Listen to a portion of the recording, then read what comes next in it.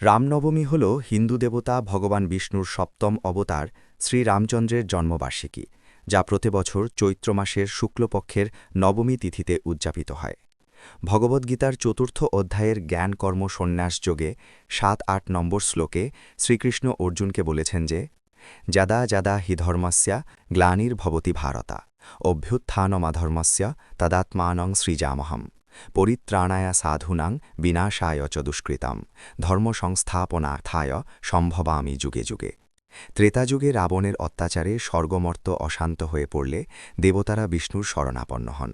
দৈত্যরাজ রাবণের অত্যাচার থেকে পৃথিবী ও দেবতাকুলকে মুক্ত করে ধর্ম ও মর্যাদা পুনঃপ্রতিষ্ঠা করতে এবং আদর্শ মানব হিসেবে ত্যাগ, প্রেম, শ্রদ্ধা ও কর্তব্য পালনের দৃষ্টান্ত স্থাপন করতে ভগবান বিষ্ণুর সপ্তম অবতার রূপে রামচন্দ্র অযোধ্যার রাজা দশরথ ও রানী কৌশল্যার পুত্র হিসেবে কার্তিক মাসের শুক্লপক্ষের নবমী তিথিতে জন্মগ্রহণ করেন রামচন্দ্র। এই দিনটাকেই রামনবমী বলে উদযাপন করি। কাশিদাসী রামায়ণে রামচন্দ্রের জন্মকাহিনী চৈত্র মাসের শুক্লপক্ষের নবমী তিথিতে রাজা দশরথে পুত্রকামিষ্টি যজ্ঞের মাধ্যমে বর্ণিত হয়েছে। ঋষি ঋষ্যসিংহ যজ্ঞ সম্পাদন করলে অগ্নিদেব প্রাদুর্ভূত হয়ে রানীদের জন্য পায়েস দেন, যা সেবনে কৌশল্যা রামের, কৈকেয়ী ভরতের এবং সুমিত্রা লক্ষণ ও শত্রুঘ্নের জন্ম দেন। প্রয়ার ছন্দে রামের জন্মকাহিনী। অযোধ্যা নগরে রাজা দশরথ নাম, অপুত্রক দুঃখে রাজা নালন বিশ্রাম। ঋষ্যশৃঙ্গ ঋষি যজ্ঞ করেন তথায়, অগ্নিদেব দেখা দিল যজ্ঞের কুণ্ডায়। দিব্য পায়েস দিল এক সিকাবাটি, ৩ রানী ভাগ করে নিল পরিপাটি। কৌশল্যা জঠরে জন্ম লভিল শ্রীরাম, দশরথ হর্ষে অতি পাইলেন নাম। চতুর্ভুজ রূপ তবে দেখালো সুমতি, স্তুতি করি রাজা রানী পাইলেন ভক্তি।